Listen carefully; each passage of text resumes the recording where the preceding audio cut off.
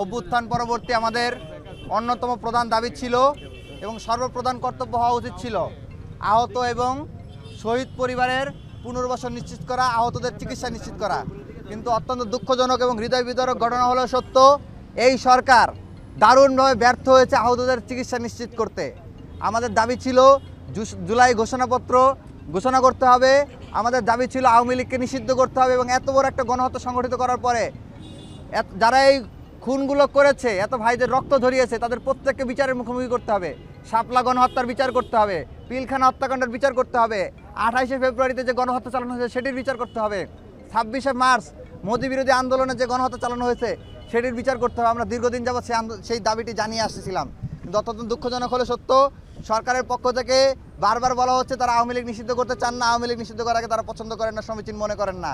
আমরা আজকে বিভিন্নভাবে আমরা ইতিপূর্বে আন্দোলন করে, মিছিল করে, সংবাদ সম্মেলন করে আমাদের দাবিগুলো জানিয়েছি যে আমরা আওয়ামী লীগ নিষিদ্ধ চাই এবং আমরা আহত এবং শহীদ পরিবারের পুনর্বাসন চাই, তাদের চিকিৎসা সেবা নিশ্চিত করুক রাষ্ট্র, এই দাবিটা আমরা জানিয়েছি। এবং অন্যান্য আওয়ামী লীগ গত 15-16 বছর যাবত যত অপকর্ম করেছে সবগুলো অপকর্মের যাতে বিচার করা হয় সেই দাবিগুলো আমরা বারবার জানিয়ে এসেছি, কিন্তু সরকারের পক্ষ থেকে কর্ণপাত করা হয় নাই। আমরা এটার সর্বশেষ ফর্মাল প্রক্রিয়া হিসেবে আমরা আজকে স্মারকলিপি নিয়ে আসছি। আমাদের স্মারকলিপির মাধ্যমে আমরা আমাদের দাবিগুলো আবারও রাষ্ট্রের কাছে ফর্মাল ওয়েতে পৌঁছে দিব আজকে, এবং পরবর্তীতে যদি আমাদের দাবি মেনে না হয় সেক্ষেত্রে আমরা খুব শীঘ্রই আমরা আন্দোলনে ঝাঁপিয়ে পড়ব। আমরা ইতিমধ্যেই আপনারা জেনেছেন যে আমরা জুলাই রিভাইভ কর্মসূচি ঘোষণা করে সকল জুলাই অভ্যুত্থানের শক্তিকে ঐক্যবদ্ধ করার ক্ষেত্রে কাজ করেছি। সেক্ষেত্রে আজকে এখানে আছেন এন্টি-ফ্যাসিস্ট কোয়ালিশন, তারপরে আছেন জগন্নাথ বিশ্ববিদ্যালয়ের সমন্বয়করা রয়েছেন, জুলাই রেভলিউশনারি অ্যালায়েন্সের সদস্যরা রয়েছেন, পুনাবের সদস্যরা রয়েছেন, পুসাবের প্রতিনিধিরা আছেন, তারপরে ওয়াইবিএফের প্রতিনিধিরা আছেন, স্টুডেন্ট অ্যালায়েন্স ফর ডেমোক্রেসি স্যাডের প্রতিনিধিরা আছেন, জাহাঙ্গীরনগর বিশ্ববিদ্যালয়ে যারা কাজ করেছেন, এখনও জুলাই অভ্যুত্থানে সক্রিয়ভাবে অংশগ্রহণ করেছেন, কিন্তু কোনো রাজনৈতিক দলে যান নাই, শুধুমাত্র দেশের মানুষের কথা চিন্তা করে এখনও নিঃস্বার্থভাবে ইন্ডিভিজুয়ালি আন্দোলন করে যাচ্ছেন।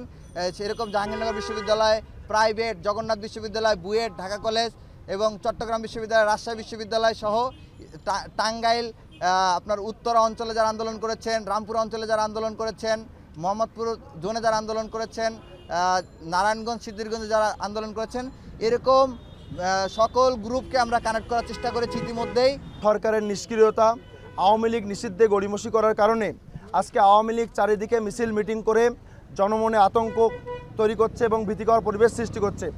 আমরা এজন্য অতি দ্রুত আওয়ামী লীগ নিষিদ্ধ করার দাবিতে আওয়ামী লীগের নিবন্ধন বাতিল এবং বিগত 15.5 বছরে আওয়ামী লীগের যে ফ্যাসিস্ট শাসনামলে তারা যে জুলাই হত্যাকাণ্ড করেছে, তারা যে শাপলা হত্যাকাণ্ড করেছে এবং বিডিআর বিদ্রোহের মতন একজনক ঘটনার মাধ্যমে বাংলাদেশকে বিশ্ব দরবারে অপমানজনক অবস্থানে পৌঁছে দিয়েছে, সেই আওয়ামী লীগকে সর্বশেষ জুলাই আগস্টে গণহত্যাকারী সংগঠিত করে এই আওয়ামী লীগকে আমরা বাংলাদেশে আর এক মুহূর্তের জন্য কোনোভাবেই রাজনীতি করতে সুযোগ দিতে চাই না। আমরা পরিষ্কারভাবে জানিয়ে দিতে চাই, জুলাই আগস্টের আন্দোলন এখনও শেষ হয়ে যায়নি। জুলাই আগস্ট ঠিক ততদিন চলবে যতদিন পর্যন্ত শহীদের রক্তে মানানো এই বাংলাদেশে আমাদের যে আন্দোলনের লক্ষ্য এবং উদ্দেশ্য পূরণ না হবে ততদিন পর্যন্ত আমাদের আন্দোলন চলবে। আওয়ামী লীগ যতদিন নিষিদ্ধ না হবে আমাদের জুলাই চলতেই থাকবে। আজকে আমরা যেই দাবি নিয়ে আসছি এটা আসলে নতুন কোনো দাবি না, আমরা এগুলো অনেক দিন ধরেই বলছি। তারা জানে যে আমরা কি চাই, তারা জানে যে জনগণ কি চায়, কিন্তু কোনো এক অজানা কারণে আমরা দেখেছি যে প্রশাসন আসলে আওয়ামী লীগের বিচার নিয়ে অতটা আগ্রহী না। কেন আগ্রহী না এটা আমরা জানি না, কিন্তু তারা আগ্রহী না। এবং সেটার সুবাদেই আমরা দেখতে পাচ্ছি যে কিভাবে দিন দিন আওয়ামী লীগ আরেকটু আগের চেয়ে আস্তে আস্তে শক্তিশালী হয়ে উঠছে।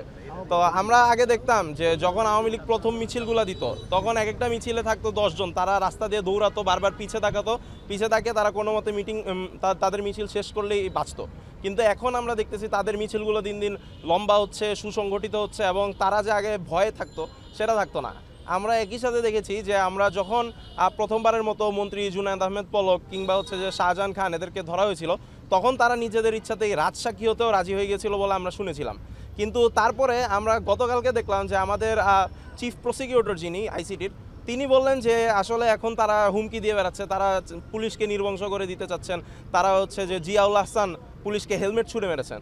তো এইভাবে আস্তে আস্তে এই আওয়ামী লীগারদের কিংবা সাবেক পতিত ফেসিসদের সাহসের উৎস কি এটা আসলে আমরা জানি। আমরা দেখতেছি যে কিভাবে আস্তে আস্তে প্রশাসনের মাধ্যমে কিংবা হচ্ছে রাজনৈতিকভাবে আওয়ামী লীগকে আগের চেয়ে সংগঠিত করা হচ্ছে, পুনর্বাসন করা হচ্ছে।